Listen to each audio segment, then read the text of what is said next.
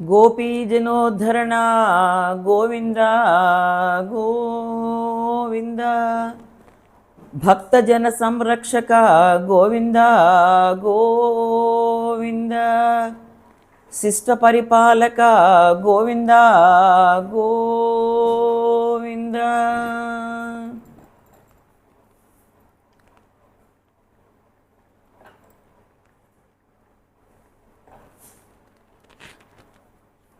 తమోయోగినం రుద్రరూపం త్రినేత్రం జగద్ధారకం తారకం జ్ఞానహేతుం అనేకాగమైః స్వం జనం బోధయంతం సదా సర్వరూపం గణేశం నమామః. శృతిస్మృతిపురాణానామాలయం కరుణాలయం నమామి భగవత్పాదశంకరం లోకశంకరం. సరస్వతీ త్వయం దృష్ట్వా వీణా పుస్తకధారిణీ హంసవాహన సమాయుక్త విద్యాదానకరీ మమ. వసుదేవసుతం దేవం కంసచాణూరమర్దనం దేవకీ పరమానందం కృష్ణం వందే జగద్గురుం. సర్వోపనిషదో గావో దోగ్ధా గోపాలనందనః పార్థో వత్స సుధీర్భోక్త దుగ్ధం గీతామృతం మహత్. హరి ఓం. అందరికీ నమస్కారం. నిన్నటి రోజున మనము వ్యాస భగవానుని ప్రార్థనా శ్లోకాన్ని, తాత్పర్యాన్ని, వివరణని తెలుసుకున్నాము. ఈరోజు జగద్గురువు అయినటువంటి శ్రీకృష్ణ పరమాత్మ మనకు జ్ఞానాన్ని బోధించేటటువంటి పరమాత్మ ప్రార్థనా శ్లోకాన్ని చదువుకొని దాని తాత్పర్యాన్ని, వ్యాఖ్యని చేసుకుందాం. ప్రపన్న పారిజాతాయ తోత్ర వేత్రైకపాణయే జ్ఞానముద్రాయ కృష్ణాయ గీతామృతదుహే నమః. ప్రపన్నలగు వారికి పారిజాతం వంటి వాడును, చేతిలో కర్రను ధరించిన వాడును, జ్ఞానముద్రను కలిగి ఉన్నవాడును, గీతామృతమును పితికిన వాడును అగు శ్రీకృష్ణునకు నమస్కారము. ఇది ఈ శ్లోకం యొక్క తాత్పర్యము. దీని వ్యాఖ్యను మనకు చేతనైనంత మన పరిధిలో చేసుకోవడానికి ప్రయత్నం చేద్దాం. గీతా ధ్యానమును, న్యాస ధ్యానమును కొనసాగించిన పిదప కరుణామయుడగు శ్రీకృష్ణ భగవానుని ఈ శ్లోకం ద్వారా మనము ప్రార్థన చేసుకున్నాము. కృష్ణ భగవానుడు తనలని శరణుజొచ్చిన వారిని, ప్రతి ఒక్కరిని కూడా ఆయన రక్షించి పారిజాతం వంటివాడు అని ఈ శ్లోక రచయిత చెబుతున్నాడు. పారిజాతం వంటివాడు అని. పారిజాతము కోరిన కోరికలు తీర్చేటువంటి కొంగు బంగారము. ఏ విధంగా అయితే పారిజాతము కోరిన కోరికలను తీరుస్తుందో అదే విధముగా శ్రీకృష్ణ భగవానుడు తనని శరణుజొచ్చిన వారి యొక్క అన్ని కష్టాలని తొలగించి వారికి తగిన రీతిన వారికి కావలసినటువంటివి సమకూర్చి వారి అభీష్టాలన్నీ కూడా నెరవేర్చేటువంటి మహానుభావుడు. అందుచేతనే కృష్ణ భగవానుడు భక్తుల పాలిట కల్పవృక్షమై నిలిచాడు. ఆయన తానే స్వయముగా నారాయణుడు. అర్జునుడు కేవలం నరుడే అయినప్పటికీ కూడా అర్జునుడు తన శిష్యుడై ఉన్నందున, తన భక్తుడై ఉన్నందున అర్జునునికి రథానికి సారథి అయి నిలిచి ఆయనతో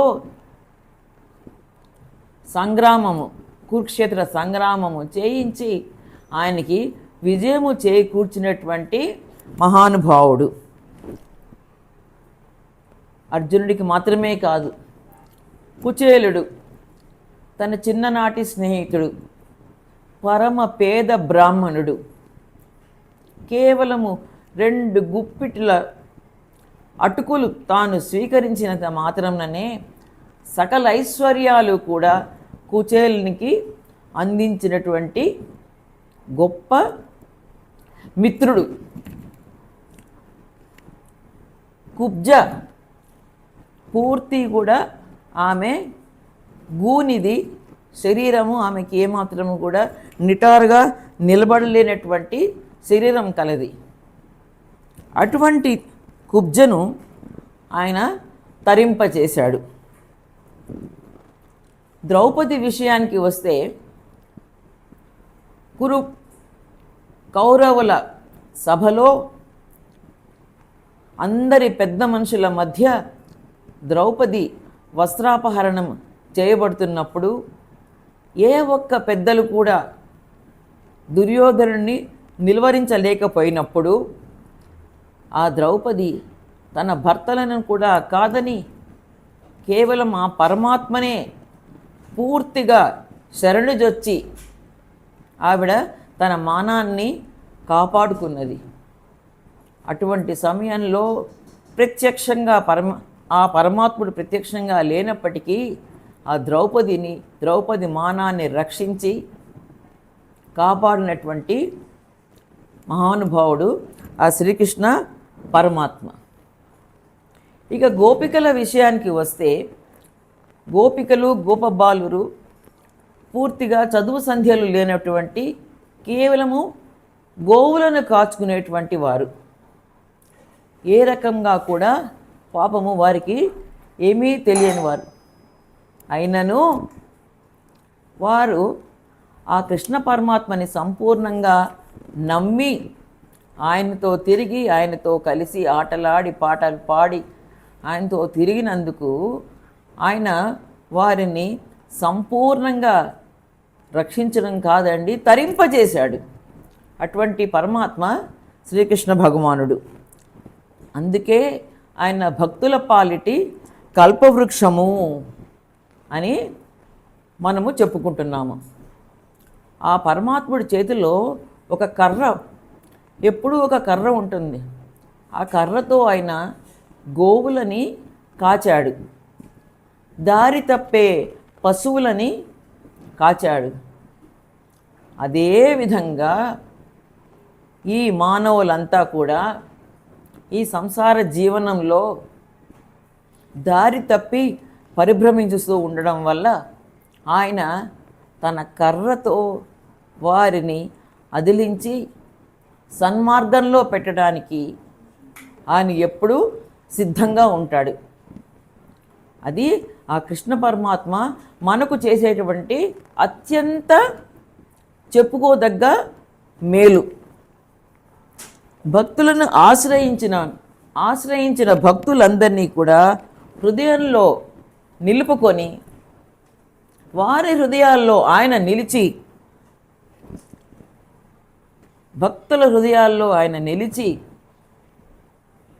పశువృత్తులు ఏదైతే ఉన్నాయో వారందరిలో ఉన్న పశువృత్తులని తొలగింపచేసి వాటిని తరిమివేసి వారికి అనుగ్రహాన్ని చూపించేటువంటి మహానుభావుడు ఆ శ్రీకృష్ణ పరమాత్మ.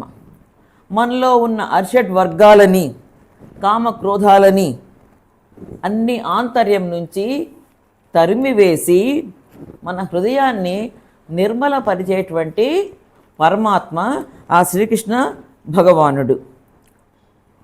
ఆయన మన హృదయాలలో ప్రేమ రూపమై ఆంతర్యంలో తిష్ట వేసి ఉన్నాడు. తెలుసుకోవడం అనేది మన వంతు. ఆయన ప్రేమ రూపుడు, అత్యంత ప్రేమ రూపుడు, మన హృదయాలలో తిష్ట వేసుకొని ఉన్నాడు.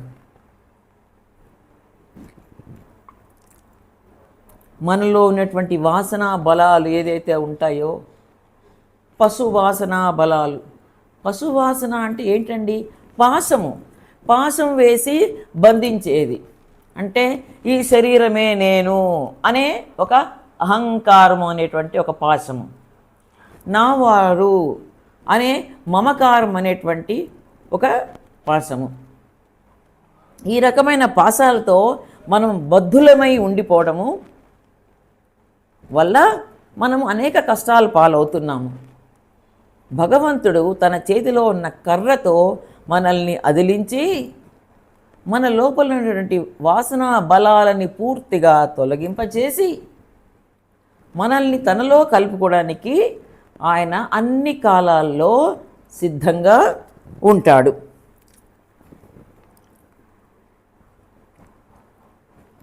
ఇలా చేయడానికి ఆయనకి ఏం సామర్థ్యము అంటే ఆయనలో ఉన్నటువంటి జ్ఞానమే ఆయన సామర్థ్యం. ఆ జ్ఞానముద్ర కలిగి ఉన్నాడు కాబట్టే మనలో ఉన్నటువంటి ఈ పశు వాసన బలాలని ఆయన సంపూర్ణంగా తొలగిస్తాడు.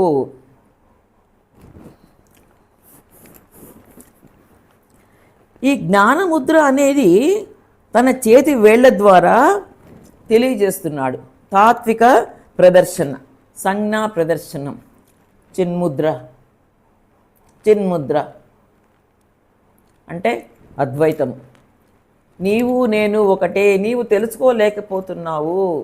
నీలో ఉన్నది నేనే, నాలో ఉన్నది నీవే అనేటువంటి ఆ తత్వజ్ఞానాన్ని ముద్ర ద్వారా మనకి ఆయన తెలియజేస్తున్నాడు.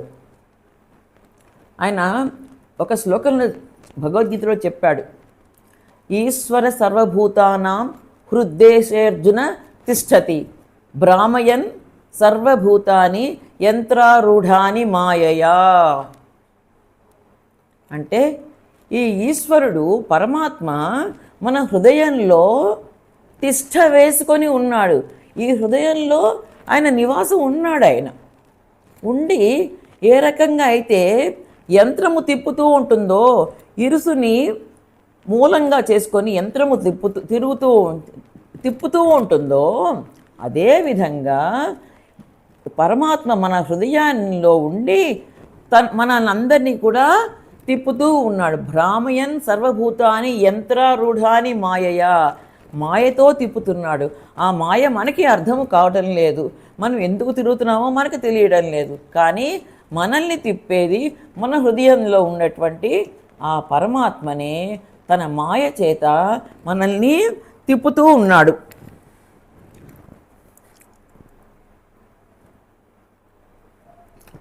ఈ మానవుని జీవిత గమ్యమును, దానికి చేరుటకు ఆచరించవలసిన సాధనలను ఈ జ్ఞానముద్ర ద్వారా ఆయన మనకు తెలియజేసి నేను అనేటువంటి ఈ జీవభ్రాంతిని తొలగిస్తున్నాడు.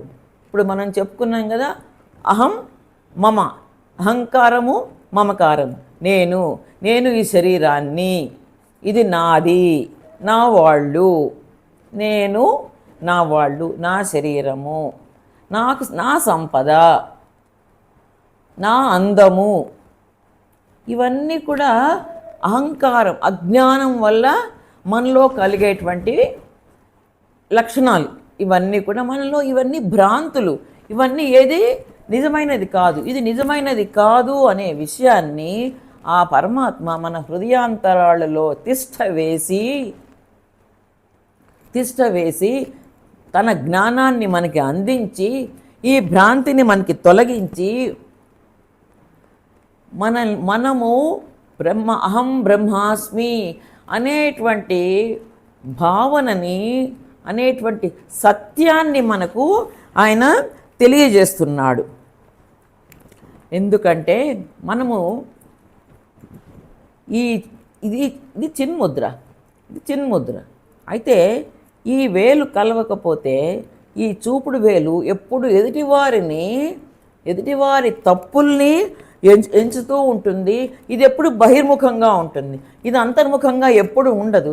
దీన్ని కట్టివేయాలి. ఈ ఈ చూపుడు వేలిని ఎప్పుడైతే మనం కట్టేస్తామో మనం అంతర్ముఖులు అవుతాము. అంటే మన లోపల మనం చూసుకుంటాం. ఎప్పుడైతే మనం అంతర్ముఖులం అవుతున్నామో మనలో ఉండేటువంటి జీవుడు, మనలో ఉండే పరమాత్మ, వారి లక్షణము, మనము చేరాల్సిన గమ్యము అన్నీ కూడా మనకి ఈ చూపుడు వేలిని మనం కట్టివేసినప్పుడే మనకి తెలుస్తుంది. లేకపోతే ఈ చూపుడు వేలు ఎప్పుడు కూడా ఎదుటి మనిషినే చూపిస్తుంది. అంటే ఇది ఎప్పుడు బహిర్గతం అవుతూ ఉంటుంది. ఈ బహిర్గతమయ్యే దాన్ని మనము మూసేయాలి, కట్టేయాలి. కట్టేయడం అంటే ఈ ముద్ర ద్వారా, ఈ చిన్ముద్ర ద్వారా నీవు బయట కాదు, బయట ఉన్నది అసత్యము, బ్రహ్మ సత్యం జగన్మిథ్య అనేటువంటి జ్ఞానము మనము కలిగి ఉండాలి. ఎప్పుడు కలిగి ఉంటాము? ఈ చిన్ముద్రలో మనము బ్రహ్మ సత్యం, అంతర్ముఖంగా ఉన్నటువంటి బ్రహ్మ సత్యము, బహిర్ముఖంగా ఉండేటువంటి ఈ ప్రపంచము అసత్యము. ఇది తాత్కాలికము, ఏనాటికైనా ఇది మహాప్రళయానికి గురి కావలసినదే. అటువంటి సమయంలో కూడా ఉండేది జీవుడు పరమాత్మ ఒక్కడే. ఈ జీవుడు పరమాత్మలో లయం అయిపోయి అనంతరము తిరిగి బహిర్గతం అవుతాడు అనే విషయాన్ని ఈ చిన్ముద్ర ద్వారా మనకి భగవంతుడు తెలియజేస్తున్నాడు. అది ఆ స్వామి యొక్క చిన్ముద్ర.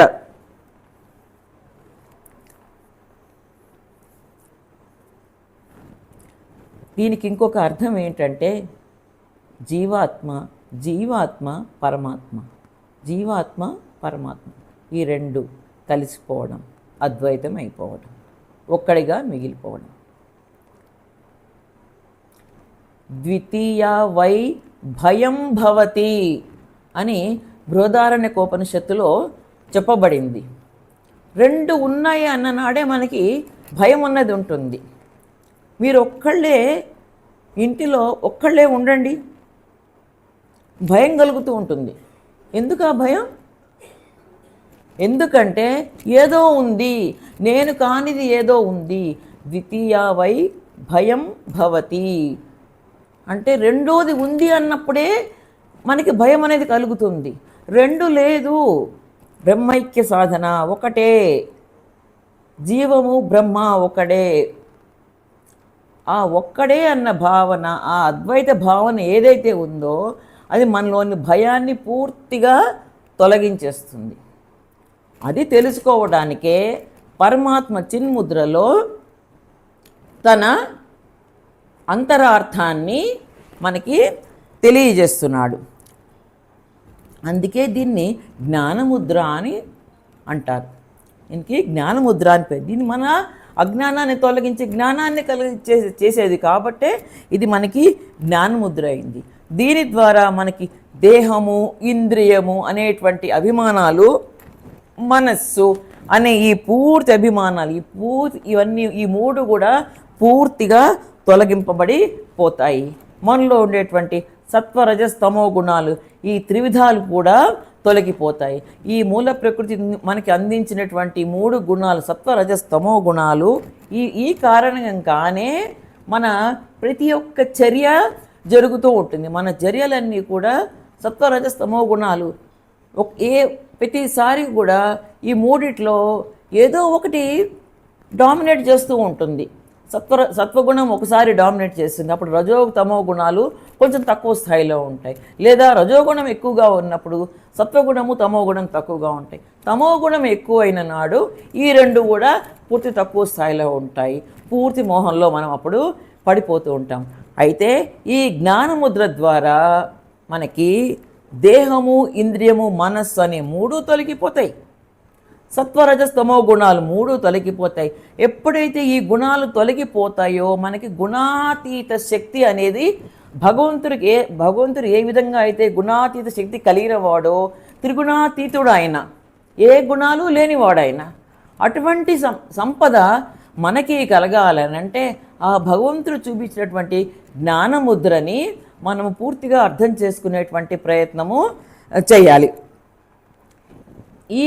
ఈ జ్ఞాన ముద్రలోనే భూత భవిష్యత్ వర్తమానాలు ఇవి కూడా ఈ మూడు కూడా మన మీద ఎటువంటి ప్రభావము చూపకూడదు అంటే భగవంతుని జ్ఞానముద్రని మనము అర్థం చేసుకోవాలి. ఈ రకంగా ఈ మూడిటిని మనము త్యజించి ఈ మూడిటిని దాటి ఈ మూడిటికి ఆవల ఉన్నటువంటి ఆ పరమాత్మ అనేటువంటి జ్ఞాన జ్యోతిని మనము అందుకున్న నాడు మనకి తిరిగి జన్మ అనేది లేకుండా మనము బ్రహ్మైక్య స్థితిని పొందగలుగుతాము అని తెలిపేదే ఈ శ్రీకృష్ణ భగవాను యొక్క జ్ఞానముద్ర. శరణాగతులకు ఆయన పారిజాతం వంటి వాడని అందుకే మనము చెప్పుకుంటున్నాము. ఆ కర్రను ధరించడం వలన మనము దారి తప్పిన పశువులు ఏ రకంగా అయితే తమ దారిలోకి తెచ్చుకోవడానికి ఒక గోపాలకుడు ఆ కర్రను అదిలిస్తాడో మనము కూడా పశువులమే. మన పశుత్వాన్ని పోగొట్టడానికి ఆ భగవంతుడు చేతిలో కర్రని ధరించి ఉన్నాడు. జ్ఞానముద్రని ధరించడం ద్వారా మనకి ఇప్పుడు గీతా అమృతాన్ని, గీతా జ్ఞాన జ్యోతిని మనకు ఆయన అందించబోతున్నాడు. అటువంటి శ్రీకృష్ణ పరమాత్మకు మనము తిరిగి నమస్కారాలు, సహస్రాంగ ప్రణామములు అర్పించుకుంటూ ఈనాటి ఈ కార్యక్రమానికి ఇక్కడ ఒక ముగింపు పెట్టుకొని రేపటి రోజు మరి యొక్క ధ్యాన శ్లోకంతో ముందుకు కదులుదాము. జై శ్రీకృష్ణ. యత్ర యోగేశ్వర కృష్ణో యత్ర పార్థో ధనుర్ధరః తత్ర శ్రీర్విజయో భూతిః ధ్రువా నీతిర్మతిర్మమ. యదక్షరపదభ్రష్టం మాత్రాహీనం చ యద్భవేత్ తత్సర్వం క్షమ్యతాం దేవనారాయణ నమోస్తుతే. కాయేన వాచా మనసేంద్రియైర్వా బుద్ధ్యాత్మనా వా ప్రకృతేః స్వభావాత్ కరోమి యద్యత్ సకలం పరస్మై నారాయణాయేతి సమర్పయామి. సర్వే భవంతు సుఖినః, సర్వే సంతు నిరామయాః, సర్వే భద్రాణి పశ్యంతో మా కశ్చిద్ దుఃఖభాగ్ భవేత్. శ్రీయకాంతాయ కళ్యాణ నిధయేర్థినాం శ్రీవేంకటనివాసాయ శ్రీనివాసాయ మంగళం. ఓం స్వస్తి.